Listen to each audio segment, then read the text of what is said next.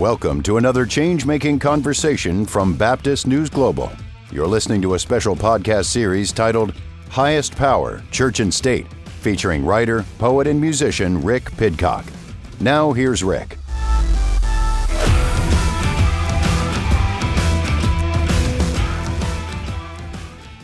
Welcome to Highest Power Church and State. I'm your host, Rick Pidcock, and today we are continuing our coverage from last week's Cooperative Baptist Fellowship General Assembly. For those who have been listening to us since last summer, you'll remember we released a BNG Writers Roundtable discussion with those who were at St. Louis. I really enjoyed hearing from a variety of BNG voices in one room, so we decided to do another one this year that included BNG writers who were in Jacksonville. So here is the 2026 BNG Writers Roundtable. So how about if we just go around and do a quick intro to share our names and how we're associated with BNG? Jeff Brumley, Senior News Writer. Reverend Mara Bem, longtime Clemens Fellow. The longest in history.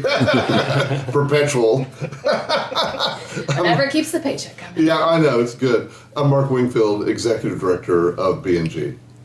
I'm Brian Kaler, President of Word and Way, a longtime partner of BNG, and I've done a lot of writing and freelance over the years. Yeah, and then I'm Rick Pidcock. I'm the host of Highest Power Church and State, and have done a good bit of writing for BNG, started in 2020, and was also a Clemens Fellow at one point. So what I'd like to do today is I'd like to talk about strategic partnerships in the media as we cover faith, politics, and power. Because like this morning, we just had the breakfast that was sponsored by Baptist News Global, Good Faith Media, and the Association of Welcoming and Affirming Baptists. And then like here at this table, we have Brian Kaler, who writes for BNG, but also runs Word and Way. And so maybe to start off with, I'd like to ask Mark, just to hear your thoughts on why BNG is such good conversation partners with these organizations. And then maybe Brian, if you could talk about why being a conversation partner with BNG has been helpful for Word and Way. So the short answer is there are fewer partners today than there used to be. Brian and I have been around long enough in this world, and Jeff ancillary to it, to remember a time when there were 43 state Baptist newspapers in the Southern Baptist Convention orbit we all came from. And they collaborated. Associated Baptist Press, that became BNG, was birthed out of that network of state papers that wanted to work together and share content when Baptist press became unreliable. That's our birth story. That's where we come from. And over time, those state Baptist papers couldn't politically use our content anymore, and or they closed, and or they stopped publishing in print, or they got taken over by fundamentalists, and just the whole range of things, which left us with a much narrower thing. And at the same time, almost all the major daily newspapers in America cut their religion reporting.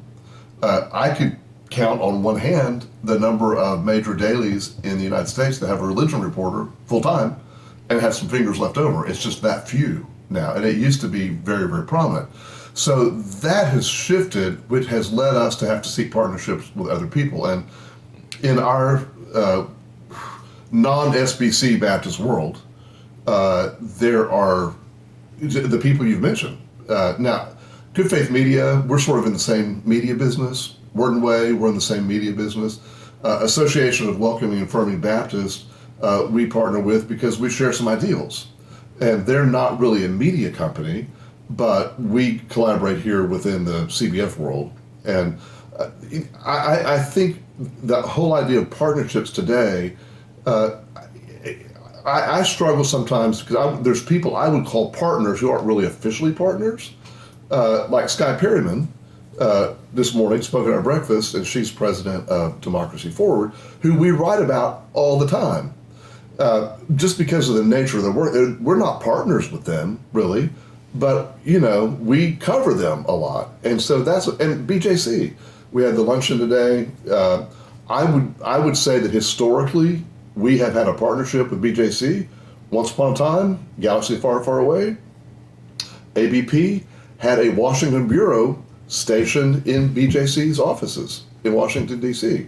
So we have a long history there, but things shift, things change, and the landscape changes.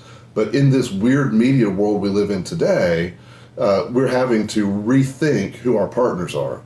Side note, and I'll be quiet, a lot of folks who've been around for a long time think BNG is the news service of the Cooperative Baptist Fellowship, which is not true at all. I mean, ask anyone on CBF staff, and they'll tell you that's not true because some of them don't like what we do, right? So they have no control over us, and they give us no money. So there's no partnership there. We do have a partnership officially with Baptist Women in Ministry because we help them help us provide female opinion writers.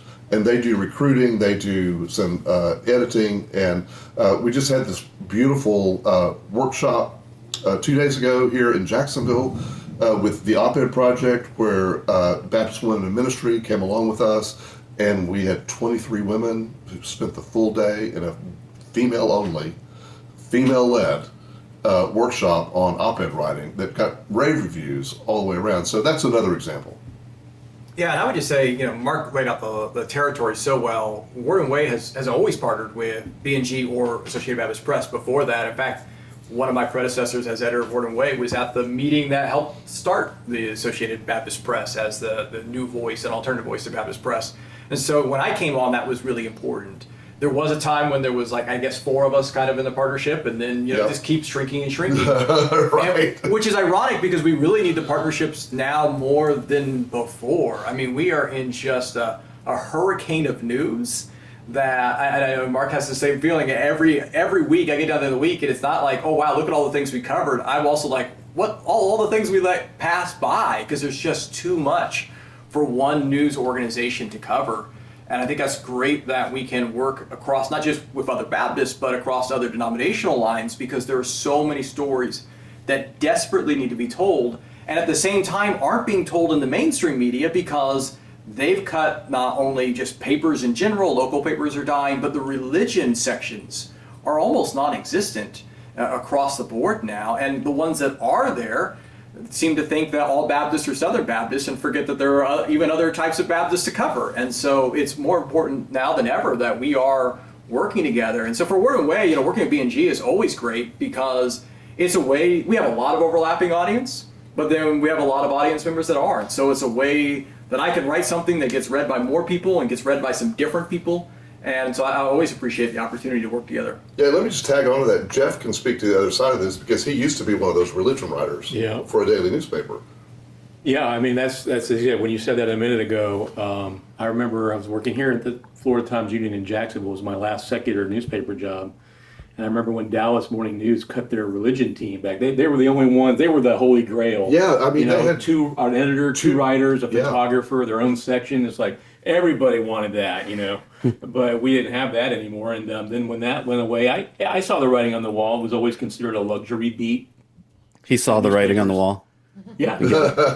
And thank you for making me realize how clever I am. But no, it was, exactly. And then in 2012, they called me in the office and said, you're going to be covering transportation in the military now. And I was already doing the military also, but, and then BNG came along. So, I feel like the polar bear on the shrinking, iceberg. And then I was like, who are these Baptist guys that even interested in me, and it was because someone knew me who knew David Wilkerson, and so that's how it happened for me. But it's all gone. I mean, RNS is really, the only thing out there for any paper that even bothers to pay for that anymore. And I think it's interesting as you see, Mark and Brian, they're talking a lot about the strategic partnership, at that level. But then there's also the personal side of this. And we're talking here in the hospitality suite. And I've just loved, even though technically we might be competitors if you were to categorize it that way to some degree, I've loved getting to know some of these people personally and just being able to hang out with them. I think it's too small of an ecosystem to consider each other competitors right now. Yeah, that's there's true. just We've got to get along. Right. And we're all friends too. Right. Yeah. That helps. All these people and Good Faith Media, all the folks there, they're my friends. And some of them I've known a long, long time. Like I've known Brian a long, long time. So one thing I'd like to hear your thoughts on is the sources that you converse with in the pieces that you're writing, because I think it's easy to fall into the trap of just talking to white men. And I know for me in particular, when I started this podcast, I intentionally wanted to try to like get just more voices that weren't white men.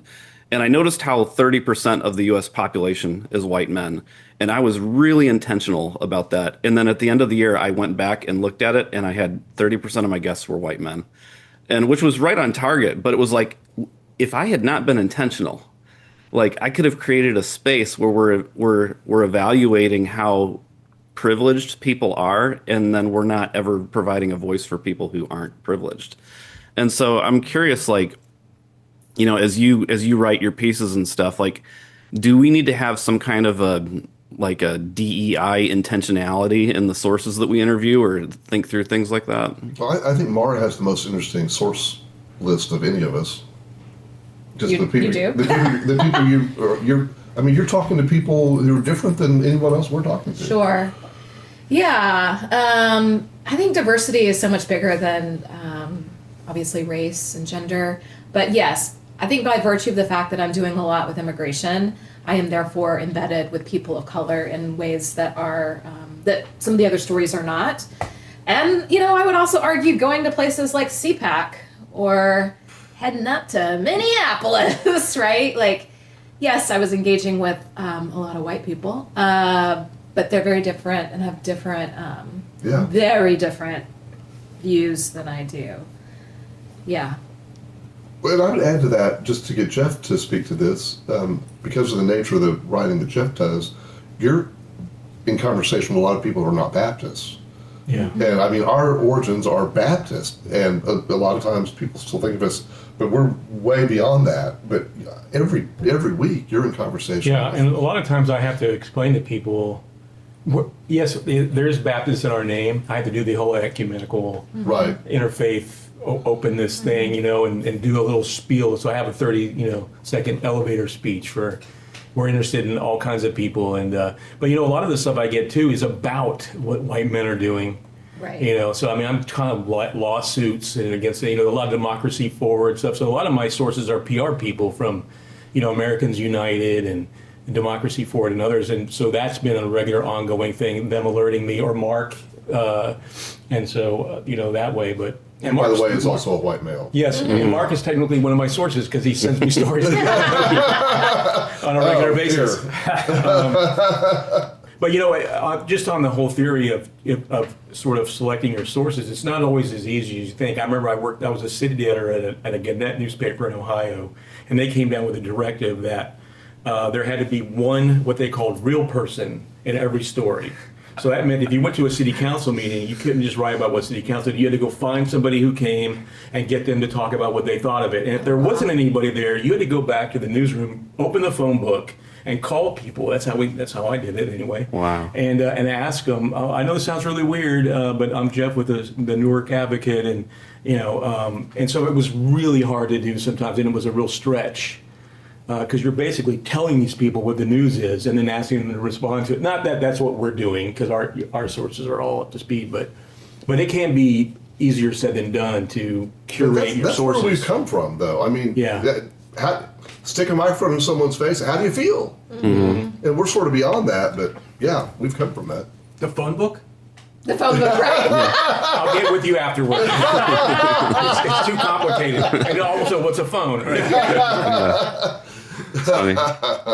It's kind of like when I was a student at Northern Seminary, I had come out of this very white space. Like the first time I ever sat under the teaching of a black person was when I was 38 years old at Northern Seminary.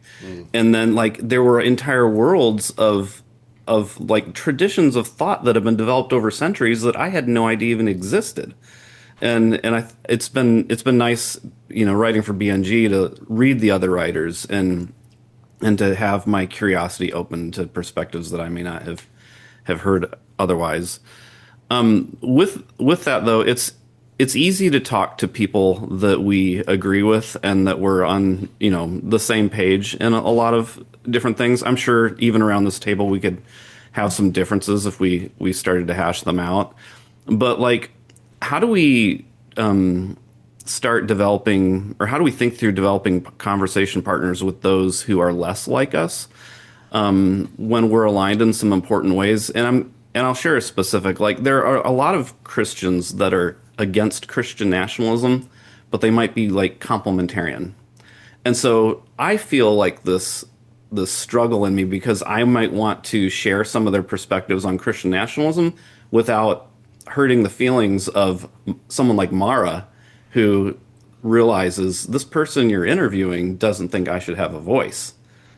So how do we think through some of those things? So, about 6 weeks ago, there was a group of clergy from Dallas that went to Austin, and I was one of them. And we did a training with Interfaith Alliance and a group called Freedom Trainers. And so we're going to be doing trainings all over the country, but in my case, in Dallas, around gearing up for the election and preparing people to think about nonviolent resistance if and when things go south with our election.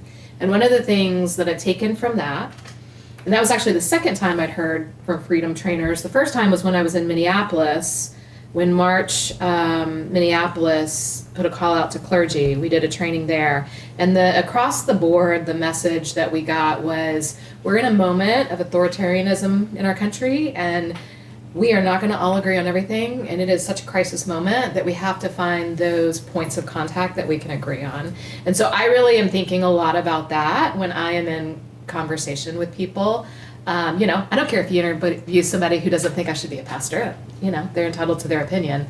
I think we have to I just think our democracy is really in danger of being lost. And so I think that we have to find ways to talk to people we don't agree with on every issue, but finding the issues of commonality that we agree on, I think, is really important. So having been in the business for 21 years, out 17 and back 6 now, one of the things that changed during the 17 years I was away was the easy availability of much more diverse sources because of the internet.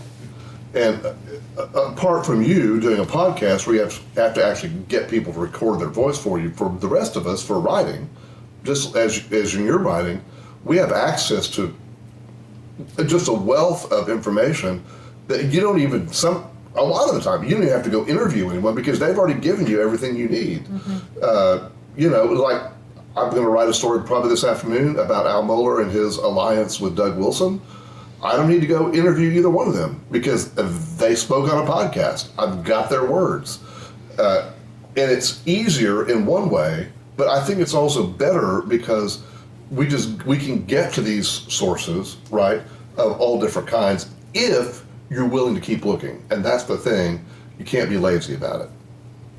Yeah, I just think it's always important that we remember that whatever story we're working on, like, that determines the focus. Like, every story cannot be about every issue. So I'm not really dissecting what does someone think about every single issue. It's what are they saying on this particular issue. And I know sometimes people can get caught up in the kind of the purity test here. But if someone's saying something really important on this issue, and that's the focus of the piece, that's what matters.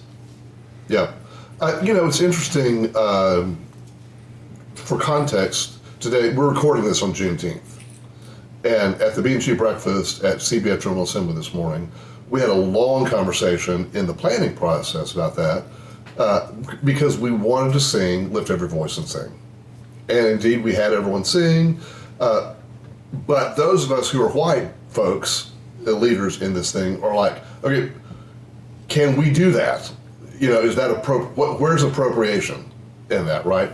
But we had a diverse group of people around the table, and we had a diverse group of people in leadership that I think opened us to do that. Had we been an all-white planning group, or had we been an all-white presentation group, that might have been problematic, right? Like one of my writers, who's black, posted on Facebook yesterday, please out there, do not wish me, all you white folks, do not wish me happy Juneteenth tomorrow.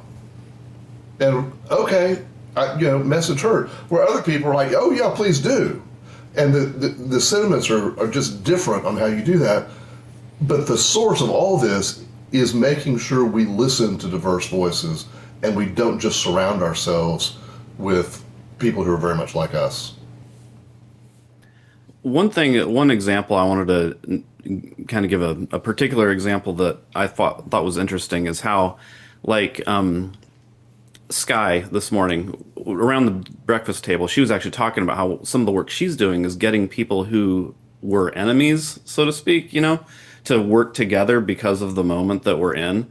And so, like, one example, I was listening to a podcast with David French in particular.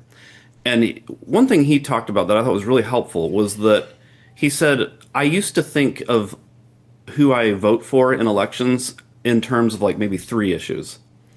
And now the reason he voted for Kamala Harris was he started thinking about it in terms of more like 7 issues, which could kind of open his mind up to something other than having to vote for Trump. And like for me, like I'm not going to be able to convince my family and fundamentalist friends to do anything other than vote for whoever the Republicans put out there. But like someone like David French, who I may have some differences with, like he's now provided a frame of, mind for people to possibly have a path forward. Yes. Is there a question attached to that? It's just, I think it's just an example of the, what I'm talking about here as far as having conversation partners with people who we have disagreements, I feel like can move the conversation So forward. our Stuck in the Middle with You podcast. Yeah, I was going to that I do with say, Ben Cole. yep. Ben's a fairly conservative Southern Baptist. He's not as conservative as the leadership of the SBC right now, and he's been a critic of a lot of them. But, I mean, he's made no bones about the fact that he's a Trump voter. And I've pushed him as hard as I can on that, on tape, trying to get him to confess his sins. And he won't budge on it, other than say he hates Pete Hegseth. Okay, that's a bone to throw in there, at least. I think building those bridges has been so important. And I have people in my orbit who say, why are you doing this? Why are you talking with SBC people, right? Like, and this it's for this very reason. And David French is a great example because David's someone that 6-7 years ago, probably none of us around this table, well, except you because you were in a different life then, would have even wanted to sit down and have a conversation with over coffee. But he has opened himself to a new way of things. And we actually, Nancy, his wife, was very helpful to Mallory Chalice in doing the Kanakuk podcast series and the investigators, because Nancy, strange bedfellows, right? Nancy is the one who first broke the sexual abuse story at Kanakuk and was all over it and found out no one cared. And so we picked up her mantle. And I mean, at the time, she was a Republican speechwriter. So I think to that end, I'm thinking about a childhood friend of mine. She grew up Republican, parents lifelong Republicans. They would never, ever, ever, ever dare dream of voting for anyone else. Her mother passed away last fall, and she herself very active in Democrat Party in Austin. And her dad is now looking at James Tallarico. Like, she has encouraged her dad. She listened to, like, why have you never voted for Democrats? She listened. She said, well, I think you should look at Tallarico. He has some values that da-da-da-da-da. And suddenly this lifelong Republican may actually vote for him. And so I just think about the moment we're in, that we also have to be willing to give some grace and listen to people who... It's hard. It's hard. I don't know how you do that podcast, but... allow space for people to have an off-ramp from crazy town. I think we just have to allow for that. And the Tallarico one is interesting because I feel like a lot of it isn't so much convincing people to agree with Tallarico's opinions, but like it's kind of a revealing moment on how they're responding to Tallarico. Yeah. The way they're accusing him of being gay despite the fact that he's not. The way he's a vegan despite the fact that he's not. Like, yeah. It's kind of like brought out a lot of, out of the abundance of the heart, the mouth speaketh. It's desperate. Yeah, I mean, that's what it really is. It's desperate. And I mean, the Tallarico thing is just the canary in the coal mine right now. As someone who lives in Texas and sees this every day and almost every hour of every day, and the emails I'm getting, the text messages I'm getting from the campaigns, and it's been elevated because his now Republican opponent, Ken Paxton, is one of the most horrible people the only person worse than Ken Paxton is Donald Trump. And every Republican in Texas knows that. And yet in the primary, they voted for him. But I know so many old school Republicans in Texas who will not vote for Paxton. The question is, will they hold their nose and vote for Tallarico, or will they just not show up?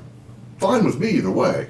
But this is where things are shifting, and that's why he's such a threat, because he really has the ability to draw Republicans into the Democratic Party on this one vote. Not on everything, right?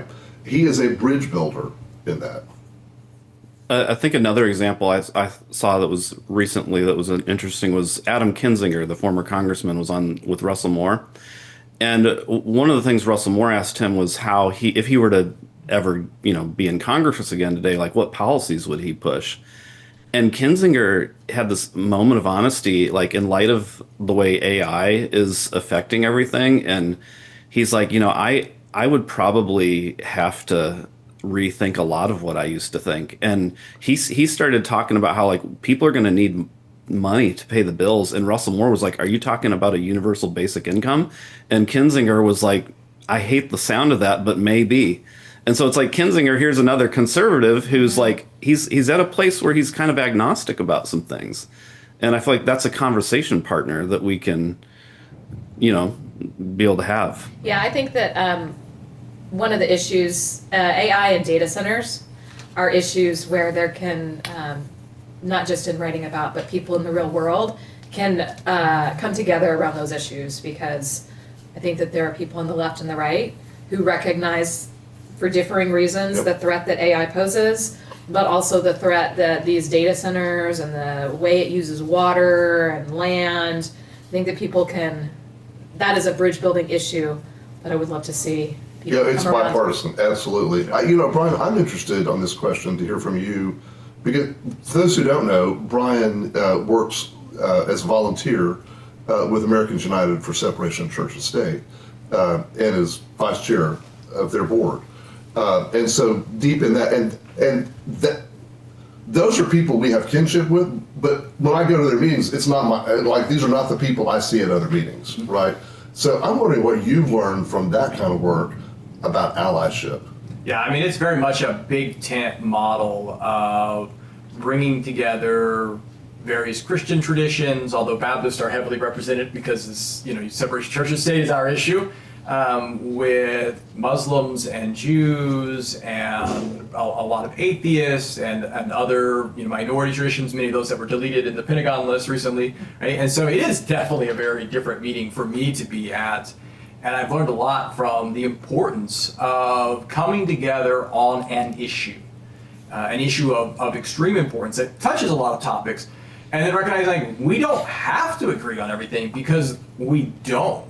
We don't agree on some of the most core identity issues of who we are as religious individuals. There are significant differences on the board, among other leadership, and particularly at the gathering when we have our annual conference every year in April. Last couple of years, it's usually about 50-50 of religious and not religious. There's not a whole lot of gatherings that I go to that get anywhere close to that kind of level. And it really does teach you how powerful it can be to come together to try to accomplish something. And I mean, if there was ever a moment where we need to come together to protect our religious liberty and the separation of church and state, this is it. This is, if there wasn't already Americans United and there weren't already a Baptist Joint Committee, we would be needing to create all of those institutions right now more than when they were created, 85 and 90 years ago. On the Americans United thing, Mark, you could talk about this, but I remember when you went to their annual conference a year ago or so, and they met on Sunday, and you were talking in our staff meeting about, it's so weird to be around people who they don't even think about the fact that, and by the way, it doesn't bother me at all, but I'm just saying it's the main how day of the different the conference is world always views are. Sunday. Yeah. I think the hotel's probably cheaper that day. I don't It know. is. Not most people want to take as much time off. Right. There for the weekend. Yeah, but I've been the last 2 years to the AU annual meeting. It's one of my favorite meetings of the year to go to. And part of that is, I don't know 3/4 of the people there. They don't know me. And it's just fascinating to listen and observe. Maybe this is kind of an impossible question to answer, but it's something that I personally struggle with sometimes, is when I have a conversation with someone who is more conservative, And then I get pushback from a lot of my people that follow me are people on the left. And like, on one hand, I want to give space to someone who feels genuinely hurt by someone who they feel like dehumanizes them. On the other hand, there also seems to be like some who are of this like fundamentalist mindset that like you can't talk to anybody unless they're perfect as I define perfection. Like, how do you respond to the noise you receive in the So feedback? we deal with this. I deal with this all the time. People within our audience who, a great example is I had a headline on an article last year. I think it was last year when Mamdani was running for mayor of New York City, and there was all this chatter that he's going to impose Sharia law on New York City, because he's Muslim. And so I had a writer write a piece who's well versed in this, exploring this, and knowing the question was being asked, I put a headline on the piece because I want people to read it that said, "Will Mamdani impose Sharia law on New York?" ? Okay, maybe that's clickbait. I mean, some of my people on the left scoured me. I mean, just got all over me for that headline, which they hated, and they accused me of bad journalism. They accused me of bad ethics, not understanding any of this stuff, because they thought the question in the headline was politically incorrect, right? That I was implying something. And it was just a complete misunderstanding on their end, but they wanted purity. They want purity in our news, and they want it to be something that's the opposite of Fox News and Breitbart and all that. And we're not going to do that. And ironically, the piece answers the question, but in the negative. Yeah, you gotta read the piece. You actually have to read it. You gotta read the piece before you get upset. It's asking a lot. Yeah, I mean, ever since the last election, I just think whether it's in the news, whether it's in our daily lives, I just think that I worry about our democracy, and I think we have to move away from everything we've been talking about, this purity of belief. Like, someone has to be fully aligned with me in order for me to align with them on this one issue. We're in such a state in our country, I just don't think we have the luxury of doing that anymore. So I would tell your followers, I would say something along those lines that. And it's always ironic for those of us who, like you and me, and I know others here, that have evolved so much. My journey has changed so much. I mean, I grew up in a conservative Southern Baptist congregation. That is not where I am today. So, why would I shut the door behind me and say, now no one else, now you're bad because you haven't gotten to where I am now, even if you're where I was at one point. Like, at some point we have to have the room to allow people to be able to progress and to evolve and to change just like I did. Amen. We have to give them space to be human. Mm-hmm. Yeah. Yeah. Well, I really appreciate the partnerships that we have here and that Mark has, definitely cultivated with us. And so I know, like, my time at Northern Seminary introduced me to a lot of ideas that I never knew existed. And I kind of feel like my time at BNG has introduced me to a lot of people that I never knew existed, or they were always the scary other. So I appreciate you guys coming on and sharing your thoughts. Thank you. Thank you. Thanks for having us. That's it for today. Thank you so much for listening. Please like, subscribe, and rate us on your favorite podcast platform. And we'll be back with another episode on Monday. This has been another change-making conversation from Baptist News Global. The episode you've just heard is part of a special podcast series titled Highest Power, Church and State. Be sure to follow BNG daily at baptistnews.com and subscribe to get notifications about future episodes. Baptist News Global is a national nonprofit news service that is independent, free, and faithful. BNG is supported by readers and listeners like you. Learn more at baptistnews.com. This episode was produced and edited by Mac Bowles of TKG Communications, LLC, Dallas, Texas.